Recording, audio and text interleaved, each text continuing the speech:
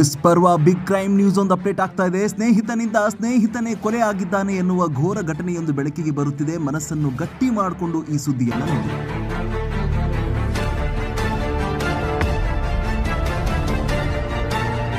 ಯುವತಿಯ ವಿಚಾರವಾಗಿ ಯುವಕರ ನಡುವೆ ಜಗಳವಾಗಿ ಕೊನೆಗೆ ಕೊಲೆಯ ನಂತರ ಅಂತಿಮವಾಗಿದೆ ಎನ್ನುವಂತಹ ಸುದ್ದಿಯೊಂದು ಪರ್ವ ವಾಹಿನಿಗೆ ತಡರಾತ್ರಿ ಸಿಗ್ತಾ ಇದೆ.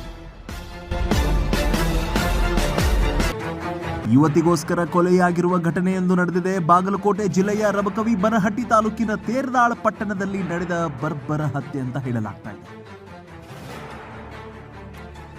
ಕೊಲೆಯಾದ ಯುವಕ ರಾಹುಲ್ ಕಾಗಿ 17 ವರ್ಷ, ಕೊಲೆ ಮಾಡಿದ ಯುವಕ ಶ್ರೇಯಸ್ ಗರಗಟ್ಟಿ 18 ವರ್ಷ ಎಂದು ಹೇಳಲಾಗ್ತಾ ಇದೆ. ಈ ಪ್ರಕರಣ ತೇರದಾಳ ಪೊಲೀಸ್ ಠಾಣೆಯಲ್ಲಿ ದಾಖಲಾಗಿದೆ.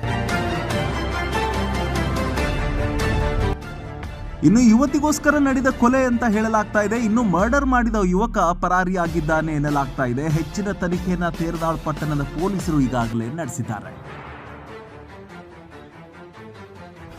ಎಸ್, ನೀವೇನು ಚಿತ್ರದಲ್ಲಿ ನೋಡ್ತಾ ಇದ್ರಿ, ಇದು ಕೊಲೆಯಾದ ವ್ಯಕ್ತಿ ರಾಹುಲ್ ಕಾಗಿ, ಕೇವಲ 17 ವರ್ಷ ಅಂತ ಹೇಳಲಾಗ್ತಾ ಇದೆ. ನಿಜಕ್ಕೂ ಈ ಮೆಟ್ರೋ ಸಿಟಿಗಳಲ್ಲಿ ಆಗ್ತಾ ಇರುವಂಥ ಒಂದಿಷ್ಟು ಕೊಲೆ ಸುಲಿಗೆಗಳೆಲ್ಲವೂ ಕೂಡ ನಮ್ಮ ಜಿಲ್ಲೆಯಲ್ಲಿ ನಡೀತಾ ಇರೋದು ನಿಜಕ್ಕೂ ನಮಗೆ ಒಂದು ಮನಸ್ಸಿಗೆ ಘಾಸಿಯನ್ನು ಉಂಟು ಮಾಡುವಂತಹ ಸುದ್ದಿ ಅಂತಲೇ ಹೇಳಬಹುದು.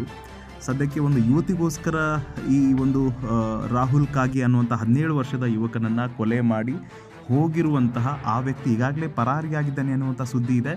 ಕೊಲೆ ಮಾಡಿದಂತಹ ವ್ಯಕ್ತಿ ಏನು ಚಿತ್ರದಲ್ಲಿ ನೋಡ್ತಾ ಇದ್ರಿ, ಶ್ರೇಯಸ್ ಗರಗಟ್ಟಿ ಅಂತ, ಕೇವಲ 18-19 ವರ್ಷ ಇರಬಹುದು. ಈ ವ್ಯಕ್ತಿ ಕೊಲೆ ಮಾಡಿ ಪರಾರಿಯಾಗಿದ್ದಾನೆ. ವರದಿ ಪ್ರಭು ಗಾಡಿವಡ್ಡ, ಪರ್ವ ನ್ಯೂಸ್, ತೇರದಾಳ್.